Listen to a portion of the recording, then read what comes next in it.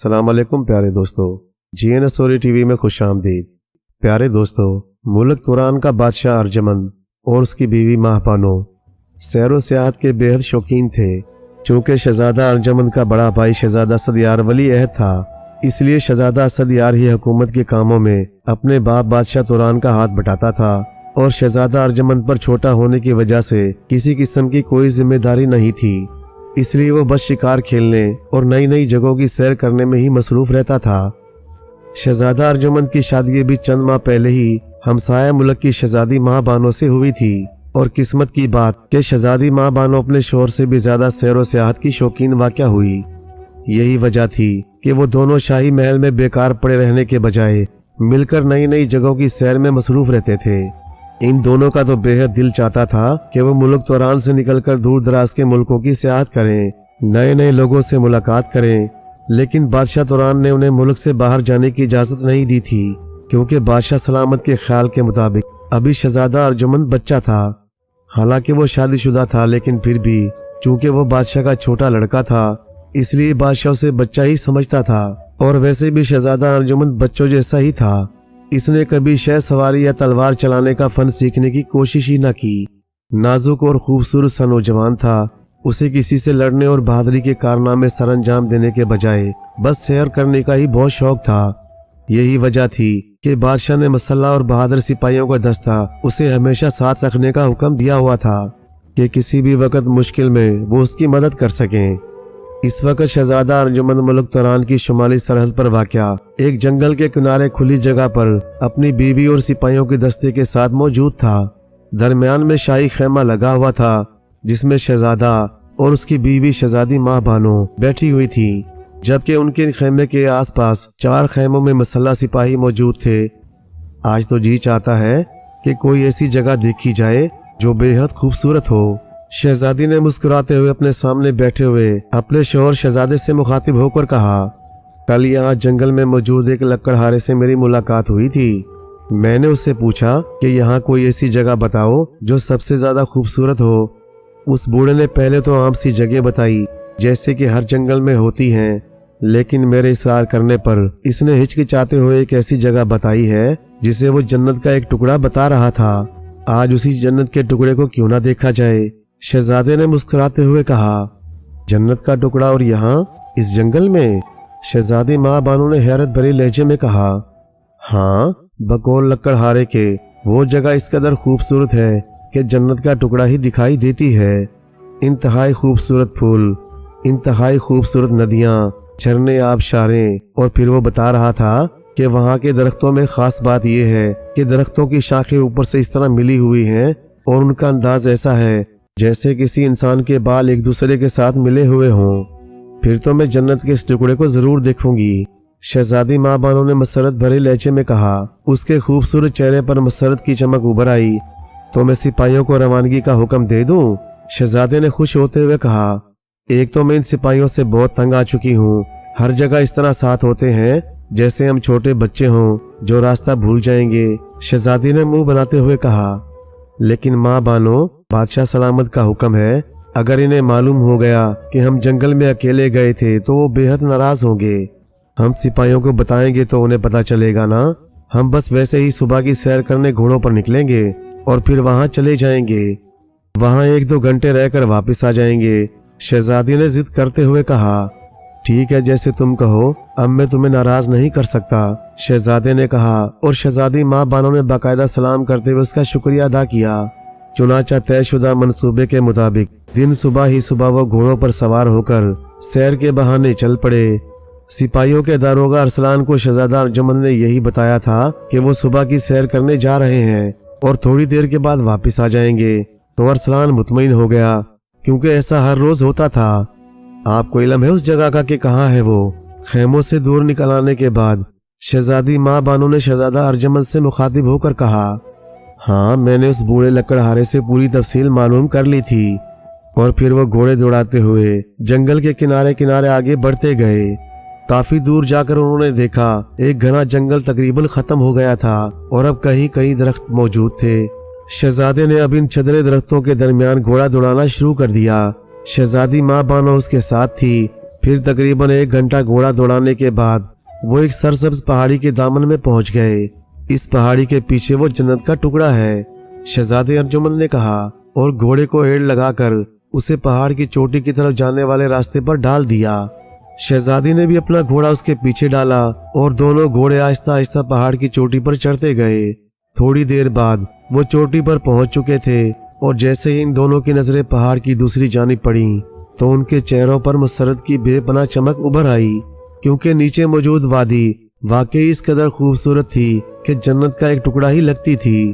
انتہائی خوبصورت پھولوں کے جھنڈ سے پوری وادی بھری ہوئی تھی، پھولوں کی بھینی بھینی خوشبو سے پوری وادی مہک رہی تھی۔ اس قدر خوبصورت جگہ تو میں نے آج تک نہیں دیکھی، شہزادے نے حیرت اور مسرت کے ملے جلے لہجے میں کہا۔ یہ تو واقعی جنت کا ایک ٹکڑا ہے، میرا تو دل چاہ رہا ہے کہ یہاں مستقل رہ جاؤں۔ اگر سامنے اس جھیل کے پاس میرا سفید محل ہو تو خدا کی قسم زندگی کا مزہ آ جائے۔ شہزادی ماں بانو نے انتہائی جذباتی لہجے میں کہا، یہ کون سی مشکل بات ہے، سفید محل بن جائے گا، اور کوئی حکم؟ لیکن ایک بات کہتے ہیں کہ جنت میں شیطان بھی آ جاتا ہے، ایسا نہ ہو کہ ہم محل بنائیں اور رہنے کے لیے شیطان آ جائے۔ شہزادہ ارجمند نے ہنستے ہوئے کہا اور گھوڑے سے اتر آیا۔ شہزادی ماں بانو بھی اس کی بات سن کر کھلکھلا کر ہنسی اور گھوڑے سے نیچے اتر آئی۔ بدشگونی کی باتیں مت کریں شہزادہ حضور، بس ٹھیک ہے، اب میں یہاں رہوں گی۔ اس قدر خوبصورت جگہ تو کسی نے خواب میں بھی نہ دیکھی ہوگی۔ آئیے اور درختوں کے نیچے چل کر محل کے لیے کوئی خوبصورت جگہ تلاش کرتے ہیں۔ اور وہ دونوں تیزی سے نیچے وادی میں اترتے گئے۔ گھوڑے انہوں نے وہی چوٹی پر چڑھنے کے لیے چھوڑ دیے۔ ویسے شہزادی، تم نے ان درختوں کی چوٹیوں کو دیکھا ہے؟ واقعی یہ اوپر سے اس طرح آپس میں ملی ہوئی ہیں، اور ان کا انداز ایسا ہے جیسے کسی انسان کے سر کے بال باقاعدہ سنورے ہوئے ہوں۔ شہزادے نے پہاڑی سے نیچے وادی میں اترتے ہوئے اپنے سامنے موجود درختوں کی طرف اشارہ کرتے ہوئے کہا، واقعی کچھ عجیب سے انداز میں درختوں کی چوٹیاں ملی ہوئی ہیں۔ حالانکہ جنگل میں تو عام طور پر درختوں کی چوٹیاں ایک دوسرے سے ملی ہوتی ہیں، لیکن ان کا انداز ان سے علیحدہ ہی ہے۔ شہزادی نے سر ہلاتے ہوئے کہا، اور تھوڑی دیر کے بعد وہ پہاڑی سے اتر کر وادی میں پہنچ گئے۔ درمیان میں ایک خوبصورت جھیل تھی جس کے دوسرے کنارے پر وسیع سا میدان تھا، اور اس میدان کے بعد وہ درخت تھے جن کے متعلق انہوں نے پہلے بات کی تھی۔ دونوں جھیل اور آس پاس کے نظاروں کو دیکھتے ہوئے ان درختوں کی طرف بڑھتے جا رہے تھے، اور پھر میدان پار کر کے وہ جب ان درختوں کے قریب پہنچے تو انہوں نے ایک درخت کا بڑا سا تنا جڑ سے ذرا سا اوپر ایک طرف کو سیدھا جاتے ہوئے دیکھا۔ وہ تنا کافی آگے جا کر ایک اور درخت کے تنے سے مل گیا تھا، اور یہ تنا اس طرح لگتا تھا جیسے دو درختوں کے درمیان پل سا بن گیا ہو۔ واہ، یہ تو بے حد خوبصورت پل بن گیا، شہزادی نے درخت کے پیچھے سے گھوم کر اس تنے کی طرف بڑھتے ہوئے کہا۔ شہزادہ بھی اس کے ساتھ تھا۔ پھر شہزادی تنے پر ایک بازو رکھ کر جھیل کی طرف منہ کر کے کھڑی ہو گئی، جبکہ شہزادہ ارجمند بھی اس کے ساتھ ہی اپنا دوسرا بازو تنے پر رکھ کر کھڑا ہو گیا، اور وہ دونوں وہاں سے سامنے جھیل اور اس وسیع میدان کو دیکھنے لگے۔ بس یہ میدان محل کے لیے مناسب ہے، اس جھیل کے کنارے سفید محل بے حد خوبصورت رہے گا، شہزادی نے جذباتی لہجے میں کہا۔ واقعی یہ جگہ محل کے لیے بے حد مناسب رہے گی۔ شہزادے نے اس بات میں سر ہلا دیا، اسے بھی پوری وادی میں یہی جگہ محل کے لیے مناسب نظر آئی تھی۔ تو پکا وعدہ کریں، بنوائیں گے نا محل؟ شہزادی نے خوش ہوتے ہوئے پوچھا۔ ارے ایک محل تو کیا، تمہاری خوشی کی خاطر میں 1000 محل بنانے کے لیے تیار ہوں۔ میں آج ہی بادشاہ سلامت سے بات کرتا ہوں، کہیں وہ انکار نہ کر دیں، شہزادی نے تشویش بھرے لہجے میں پوچھا۔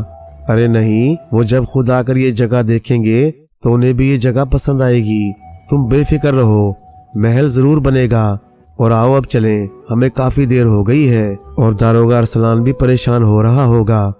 شہزادے نے واپس جانے کے لیے جسم کو موڑتے ہوئے کہا، لیکن اس سے پہلے کہ وہ قدم اٹھاتا، اچانک ان دونوں کے جسم ایک لمحے کے لیے تیز روشنی سے بھر گئے، اور اس کے ساتھ ہی انہیں ایسا محسوس ہوا کہ ان کے جسم بے حس و حرکت ہو گئے ہوں۔ ارے مجھے کیا ہو گیا؟ ارے میں تو حرکت بھی نہیں کر سکتی، شہزادی ماں بانو نے بری طرح چیختے ہوئے کہا۔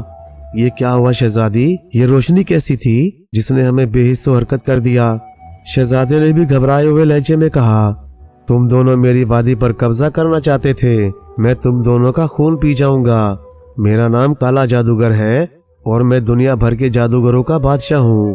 एक चीखती और चिंगारती हुई आवाज उन्हें अपने सरों के पीछे सुनाई दी और उसके साथ ही उन दोनों के जिस्म इस तरह पीछे की तरफ घूम गए जैसे किसी ताकत ने उन्हें पकड़कर घुमा दिया हो। दूसरे लम्हे उनकी आंखें खौफ से फट गईं, क्योंकि अब उन दरख्तों की मिली जुली चोटियों के ऊपर एक इंतहाई हैबतनाक आदमी का चेहरा नजर आ रहा था, जिसके सर के बाल इस कदर घने थे जैसे पूरा जंगल हो, और ये बाल किसी ऊंची घास की तरह ऊपर को उठकर दाएं बाएं को मुड़ गए थे। उस आदमी के चेहरे पर नीलाहट सी थी, उसके बड़े बड़े कानों में बुंदे थे और गले में सफेद रंगों की खूबसूरत पत्थरों की माला सी थी, जो दरख्तों की चोटियों में गायब हो गई थी और सिर्फ चंद पत्थर ही नजर आ रहे थे। इस आदमी का जिस्म मौजूद न था, क्योंकि दरख्तों के नीचे इस तरह खाली फिजा थी। तुम कौन हो? शहजादे ने कपकपाती हुई आवाज में कहा। बताया तो है, मैं दुनिया के जादूगरों का बादशाह काला जादूगर हूँ और ये वादी मेरी है। एक तो तुम बगैर इजाजत के यहाँ दाखिल हुए, दूसरा तुम यहाँ महल बनाने का सोच रहे हो। मैं तुम दोनों का खून पी जाऊंगा। काले जादूगर ने खौफनाक आवाज में जवाब देते हुए कहा। हमें तो इल्म ही नहीं था। हम वादा करते हैं कि ना ही दोबारा यहाँ आएंगे और ना ही यहाँ महल बनाएंगे। हमें माफ कर दो, शहजादे ने खौफजदा लहजे में कहा, जबकि शहजादी माँ बानो जोर कतार रोने लगी। नहीं, मुझे मालूम है कि तुम शहजादे हो। तुम पूरी फौज इस वादी में चढ़ा लाओगे। ये दूसरी बात है कि मैं किसी फौज से नहीं डरता, लेकिन मैं आजकल खुसूसी चिल्ले में मसरूफ हूँ, इसलिए मैं 40 रोज तक अपनी जगह से उठ नहीं सकूंगा। इसी वजह से ये खतरा मैं क्यों मोल लूं? उस काले जादूगर ने कहा, और उसके साथ ही वो अचानक गायब हो गया।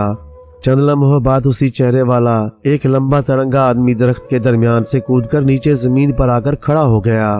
उसके सर के बाल अब छोटे हो गए, लेकिन पहले की तरह ऊपर को उठे हुए थे।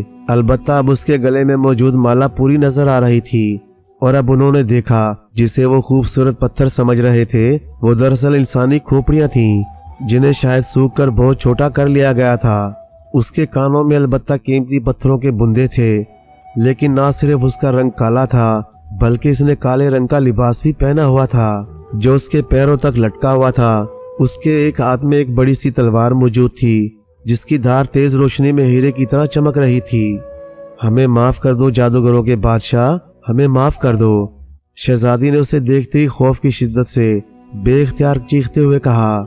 नहीं, मैं इसी तलवार से तुम दोनों की खोपड़ियां उड़ा दूंगा और फिर उन्हें सूखने के लिए उस दरख्त पर लटका दूंगा। 2 माह बाद ये छोटी हो जाएंगी और फिर मेरी माला में 2 खूबसूरत इंसानी खोपड़ियों का इजाफा हो जाएगा। काले जादूगर ने तलवार लहराकर आगे बढ़ते हुए कहा। उसकी पीले रंग की आंखों में मौत नाच रही थी और शहजादी माँ बानो ज्यादा जोर जोर से रोने लगी, जबकि शहजादा इस कदर खौफजदा हुआ कि उसके मुंह से आवाज निकलना बंद हो गई। माफ कर दो, जो चाहे ले लो, शहजादे ने रुक रुक कर कहा। एक शर्त पर माफ कर सकता हूँ कि तुम शहजादी माँ बानो से अलग हो जाओ और फिर ये मुझसे शादी पर रजामंद हो जाए, तब तुम दोनों को माफ कर सकता हूँ। और शहजादी माँ बानो से मेरा वादा रहा कि मुझसे शादी के बाद तुम पहले से ज्यादा खुश रहोगी और मैं तुम्हें यहाँ सच्चे मोतियों का ऐसा शानदार महल बनवा दूंगा कि आज तक किसी का इस कदर खूबसूरत महल नहीं होगा। काले जादूगर ने कहा। नहीं, मैं मर तो सकता हूँ, लेकिन शहजादी बानो से अलहदा नहीं हो सकता। शहजादे ने इस बार इंतहाई मजबूत लहजे में कहा। मैं भी शहजादे से अलहदगी का तस्वर नहीं कर सकती। और सुनो, चाहे तुम मुझे मार ही क्यों ना डालो, लेकिन मैं तुमसे शादी तो एक तरफ, तुम्हारे गलीज चेहरे पर थूकना भी गवारा ना करूंगी। इस बार शहजादी ने गुस्सीले लहजे में कहा। तुम्हारी ये जुर्रत, तुम काले जादूगर की तौहीन करो। ठीक है, फिर कत्ल होने के लिए तैयार हो जाओ, काले जादूगर ने गुस्से से धारते हुए कहा, और तेजी से आगे बढ़कर इसने पूरी कुव्वत से तलवार चलाई।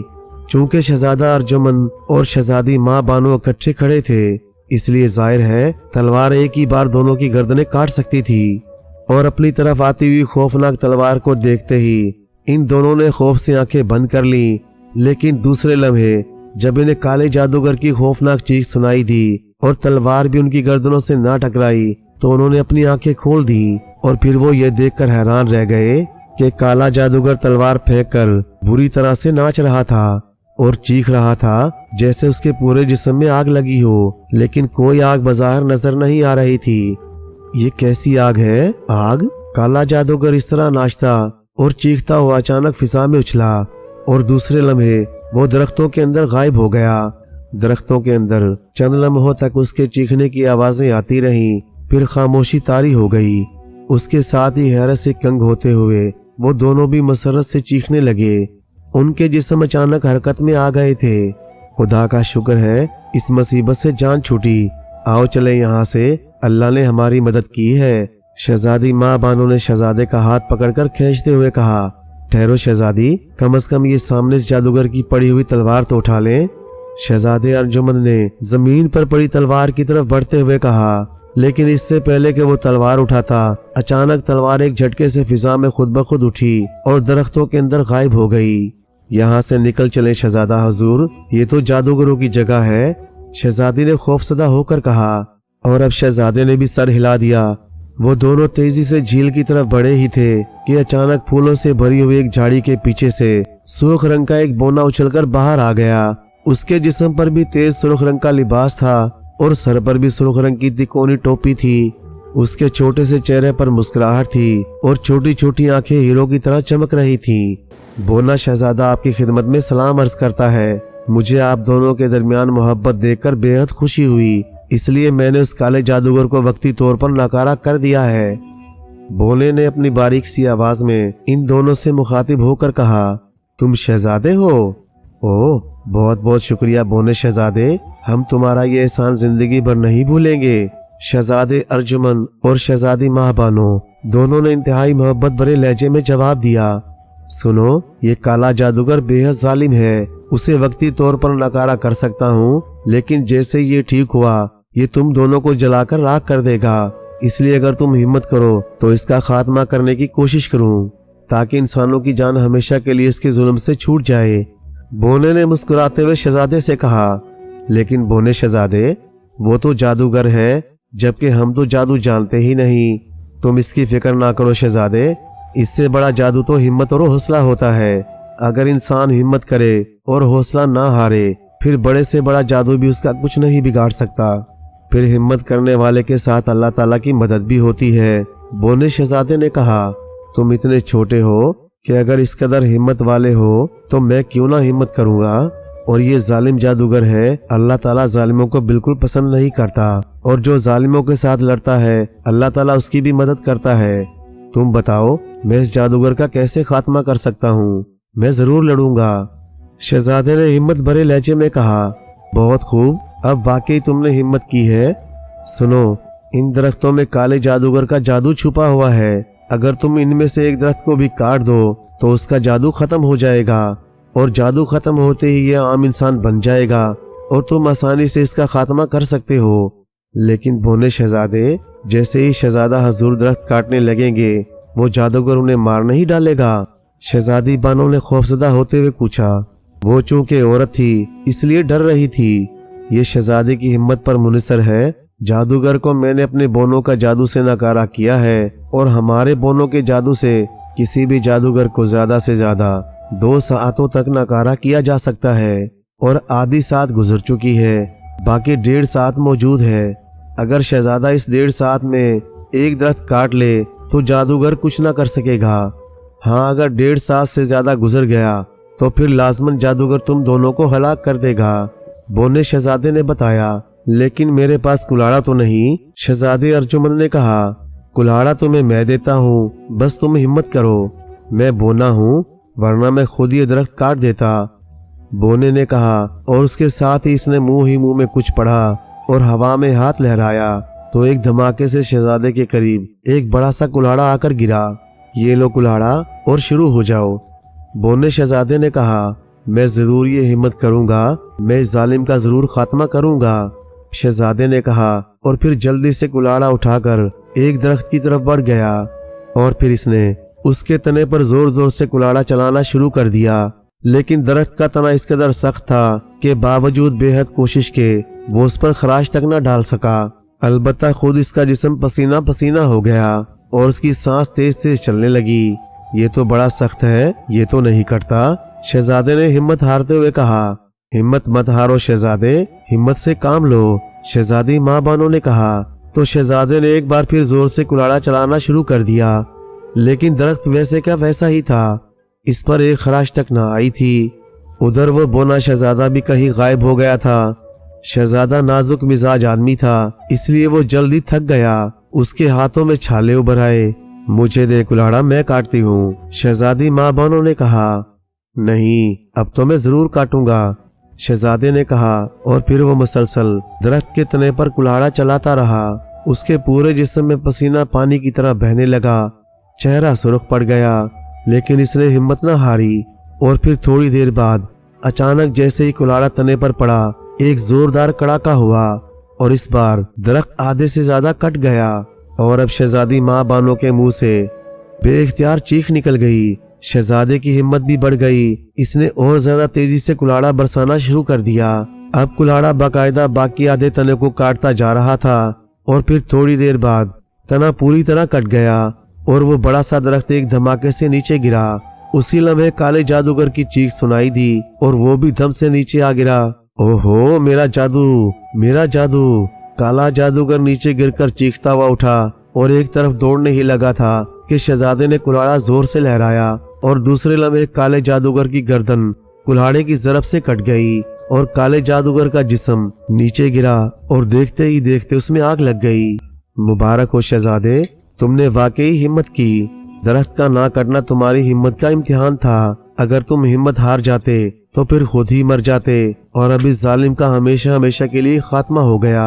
अब तुम यहाँ इत्मीनान के साथ महल बना सकते हो। उसी लम्हे बोने शहजादे ने एक झाड़ी से निकलते हुए कहा, ये सब कुछ तुम्हारी वजह से हुआ है बोने शहजादे।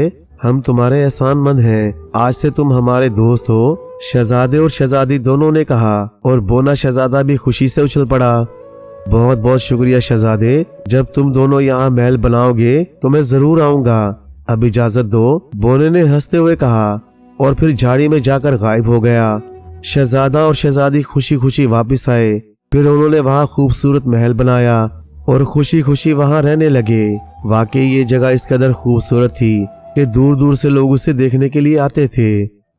प्यारे दोस्तों, शहजादा चांद हर रोज सुबह सवेरे उठता, नमाज पढ़ता, कलाम पाक की तिलावत करता और फिर अपने शहज़े और घोड़े पर सवार होकर सैर को चला जाता। और दूर दराज की सैर के बाद जब वापस लौटता तो सबसे पहले अपने माँ बाप की खिदमत में हाजिर होता और सलाम करके उनसे दुआएं लेता। बाद में ही किसी काम में हाथ डालता। वैसे तो बादशाह उससे बहुत खुश था, मगर बादशाह को शहजादे चांद की एक बात पसंद न थी। शहजादा हर रोज इशा की नमाज के बाद कहीं चला जाता और आधी रात गए वापस लौटता। शहजादे की इस बात का बादशाह को शहजादे की खिदमतगारों से पता चला था। उसने जब शहजादे से इस बारे में पूछा कि वो इतनी रात गए तक कहाँ रहता है, तो शहजादा कोई सही जवाब न दे पाया। बादशाह ने शहजादे को मना तो ना किया, मगर उसकी ये बात उसे अच्छी नहीं लगती थी। और फिर एक दिन जब बादशाह के दिल में तजस्सुस पैदा हुआ और इसने शहजादे को इशा की नमाज से फारिग होकर अपने अस्तबल की तरफ बढ़ते देखा, तो बादशाह भी उसके पीछे हो लिया। शहजादा घोड़े पर सवार होकर एक तरफ चल दिया। बादशाह भी एक घोड़े पर सवार होकर और थोड़ा फासला छोड़कर उसके पीछा करने लगा। चांद शहजादा आबादी से दूर निकलकर जंगल की तरफ चल दिया और फिर जंगल में दाखिल हो गया। बादशाह जो बराबर शहजादे का पीछा कर रहा था, उसने देखा जंगल में एक झोपड़ी है और शहजादा इस झोपड़ी में दाखिल हो गया। बादशाह ने घोड़े की लगाम एक दरख्त की शाख के साथ बांधी और दबे कदम उस झोपड़ी की तरफ बढ़ा। और वहां पहुंचकर जो उसने अंदर झांक कर देखा तो वहां एक शख्स को बीमार लेटे हुए पाया। शहजादे ने इस शख्स को खाना खिलाया, उसके कपड़े तब्दील किए, झोपड़ी की सफाई की और जो चीज़ें वो अपने साथ लाया था वो एक जगह हिफाजत से रखी और बैठकर उस शख्स के पांव दबाने लगा। बादशाह झोपड़ी के बाहर खड़ा ये मंजर देख रहा था और खुद पर अफसोस कर रहा था कि उसने अपने इस नेक दिल बेटे के बारे में दिल में बदगुमानी क्यों पैदा की। वो भी खड़ा अंदर झांक ही रहा था कि शेर की एक गरजदार आवाज़ ने उसे हैरान और परेशान कर दिया। शेर झोपड़ी से चंद कदम के फासले पर खड़ा था और फिर उसी वक्त शहजादा झोपड़ी से बाहर निकल आया, मगर उसकी नज़र अपने बाप पर नहीं पड़ी। वो सीधा शेर की तरफ बढ़ा। ये देखते हुए बादशाह घबरा गया और इसने शहजादे को रोकना चाहा, मगर इससे पहले कि वो कुछ कहता, शहजादा उसी शेर पर सवार हो गया और शेर शहजादे को लेकर एक सिमत चल पड़ा। یہ سب کچھ بادشاہ کے لیے بہت حیران کن تھا، اور پھر وہ کچھ دیر سوچتے ہوئے جھونپڑی کے اندر داخل ہوا، مگر اس کی حیرت کی انتہا نہ تھی، کیونکہ جھونپڑی کے اندر سے بالکل خالی تھی۔ بیمار بوڑھا شخص وہاں موجود نہیں تھا۔ جھونپڑی میں سے باہر نکلنے کا کوئی راستہ بھی نہیں تھا، سوائے اس کے جس سے شہزادہ باہر نکلا تھا، یا ابھی خود بادشاہ اندر داخل ہوا تھا۔ اور پھر کچھ سوچتے ہوئے بادشاہ واپس چلا آیا۔ ادھر شہزادہ شیر پر سوار ہوا تو شیر اسے لیے نہایت تیز رفتاری سے ایک سمت چل دیا۔ شہزادہ تمام راستے خدا کا ذکر کرتا رہا اور ایسی مہم پر جا رہا تھا جہاں خطرات اتنے تھے کہ زندہ بچانا بہت مشکل تھا، مگر وہ ایک مظلوم پری جس کا نام نیلم تھا اس کو آزاد کرانے کے لیے جا رہا تھا، جسے کاشوف جادوگر نے قید کر رکھا تھا۔ اس جادوگر کے قبضے میں بہت سے دیور جن تھے، وہ بہت ظالم تھا۔ اس کا محل کوکاف کے نہایت سرد علاقے میں واقع تھا۔ نیلم پری کا ملک بھی کوکاف کے ایک علاقے میں تھا۔ وہ اپنے ملک کی شہزادی تھی۔ کاشوف جادوگر بوڑھا تھا اور نیلم پری سے شادی کرنا چاہتا تھا، مگر نیلم پری رضامند نہیں تھی، اسی لیے اس دیو نے اسے اپنے قلعے میں بند کر رکھا تھا۔ پرستان والوں نے جب بھی اس علاقے پر حملہ کرنے کی کوشش کی، کاشوف جادوگر نے ان کے آگے آگ کی دیوار کھڑی کر دی۔ مجبوراً ان لوگوں کو واپس لوٹنا پڑتا۔ شیر ایک ایسی وادی میں جا کر رکا جس کے چاروں طرف برف پوش وادیاں تھیں۔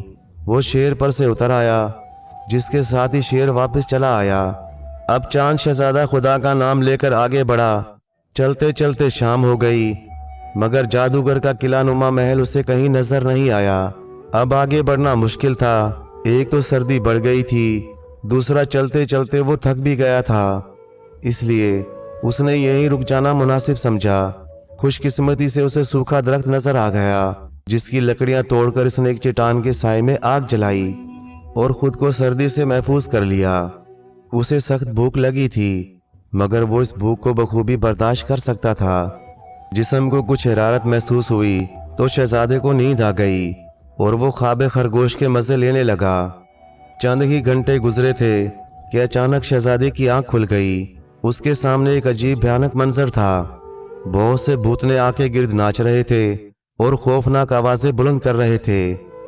ان کے چہروں سے عجیب سی وحشت ٹپکتی تھی۔ شہزادہ چاند اٹھ کھڑا ہوا۔ بھوتنوں نے دیکھا تو اسے طرح طرح سے تنگ کرنے اور ستانے لگے، مگر جب شہزادے نے اللہ کا نام لے کر ان پر تلوار سے حملہ کر دیا تو اس کے ایک ہی وار سے بھوتنوں کے جسم آگ پکڑنے لگے اور دیکھتے ہی دیکھتے راکھ کا ڈھیر بن گئے۔ شہزادہ اب سو نہ سکا۔ وہ سمجھ گیا تھا جادوگر جان گیا ہے کہ کوئی شخص اس کے علاقے میں داخل ہونے لگا ہے، اور اب مزید وہ اس کے خلاف کارروائی کرے گا، جس کے لیے اسے ہوشیار رہنا چاہیے۔ اور پھر باقی رات اس نے جاگ کر گزار دی۔ خدا خدا کر کے صبح ہوئی۔ اس نے فجر کی نماز ادا کی اور آگے چل دیا۔ آہستہ آہستہ دن کا اجالا پھیلتا گیا اور سورج نکل آیا۔ سورج کی کرنیں برف پوش چوٹیوں پر پڑیں تو برف چاندی کی طرح چمک اٹھا۔ شہزادے کو یہ نظارہ بہت اچھا لگا۔ وہ اس نظارے سے محفوظ ہوتا آگے بڑھتا رہا، اور پھر اچانک اس کے سامنے ایک خوفناک جن نمودار ہوا۔ اس کی شکل اتنی خوفناک تھی، اگر کوئی اسے دیکھ لیتا تو خوف کے مارے اس کا دم نکل جاتا، مگر شہزادہ چاند بہت بہادر تھا اور سوائے خدا کے اس کے دل میں کسی شے کا کوئی خوف نہ تھا۔ اے آدم زاد، کیوں تجھے تیری موت یہاں لے آئی؟ خیریت چاہتا ہے تو واپس لوٹ جا، جن نے گرجدار آواز میں کہا۔ اے جن، تو مجھے ڈرانے کی کوشش نہ کر، میں تیری ان گیدڑ بھپکیوں میں آنے والا نہیں ہوں۔ اس بات کا شاید تجھے اور تیرے آقا کو بھی علم نہیں۔ خدا میرا مددگار ہے، اور تمہارے آقا کی تمام شیطانی قوتیں بھی میرا کچھ نہیں بگاڑ سکتی۔ بہتر یہ ہے کہ تم میرے راستے میں نہ آؤ، ورنہ خدا کے کلام کی برکت سے میری تلوار تمہارا کام تمام کر دے گی۔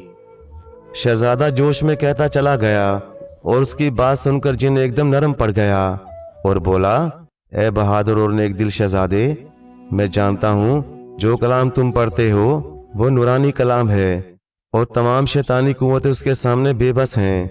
یہ کلام میں نے بھی ایک بار سنا تھا، جسے سن کر میرا دل چاہتا تھا کہ میں بھی مسلمان ہو جاؤں، اس لیے مجھے کسی ایسے شخص کی ضرورت تھی جو مجھے مسلمان کرتا، مگر اس سے پہلے ہی کاشوف جادوگر نے ایک چیلے کی مدد سے مجھے اپنا غلام بنا لیا۔ آج دوسری بار میرے سامنے اس کلام کی قوت والا شخص آ گیا۔ خدا کے لیے تم مجھے جلدی سے مسلمان کر لو تاکہ میں آزاد ہو جاؤں اور جادوگر میرا کچھ نہ بگاڑ سکے۔ جن کی بات سن کر چاند شہزادے نے اسے کلمہ پڑھایا اور مسلمان کر لیا، اور جن سے کہا اس کلمے کی وجہ سے اب جادوگر تمہارا کچھ نہیں بگاڑ سکے گا۔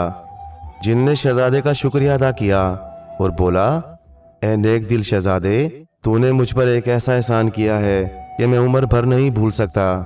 میں جانتا ہوں تم نیلم پری کو آزاد کرانے کے لیے آئے ہو۔ اس کام میں تمہاری مدد کروں گا اور تمہیں جادوگر کے محل تک پہنچا دوں گا۔ اب شہزادے نے آنکھیں بند کر کے دوبارہ کھولیں تو خود کو قلعہ نما ایک محل میں پایا۔ اس محل میں پہنچنا تھا کہ پورے محل میں ہلچل مچ گئی۔ خوفناک قسم کی بلائیں شہزادے کی طرف بڑھیں، مگر جو بھی شہزادے کے قریب آتی، شہزادے کی تلوار اس کا کام تمام کر دیتی۔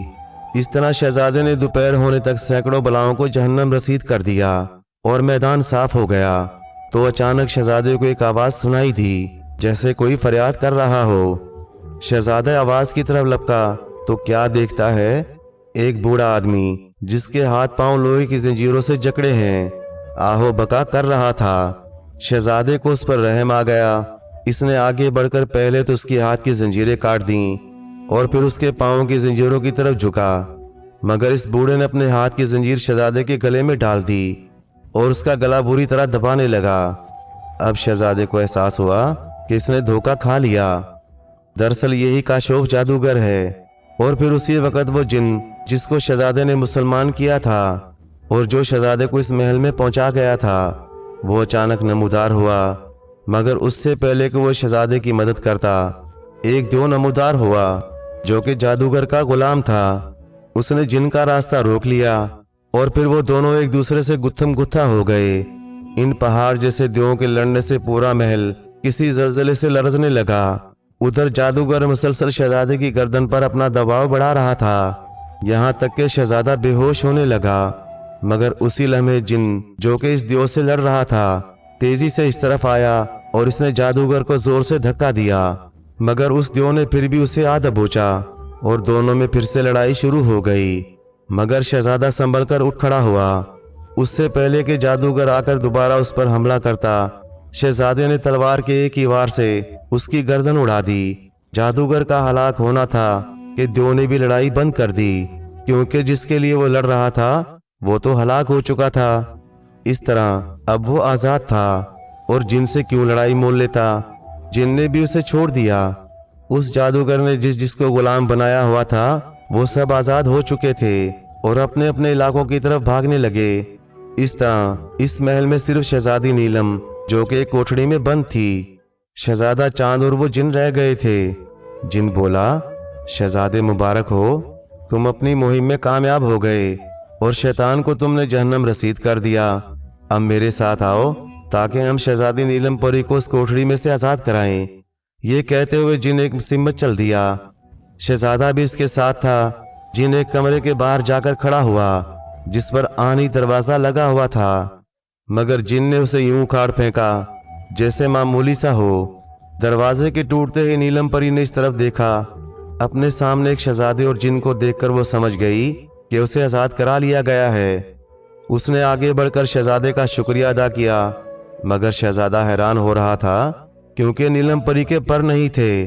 اسے حیران دیکھ کر جن بولا، شہزادے تم جانتے ہی ہو کہ جادوگر نیلم پری سے شادی کرنا چاہتا تھا، اس لیے اس نے ایک دوا پلا کر اس کے پر ختم کر دیے۔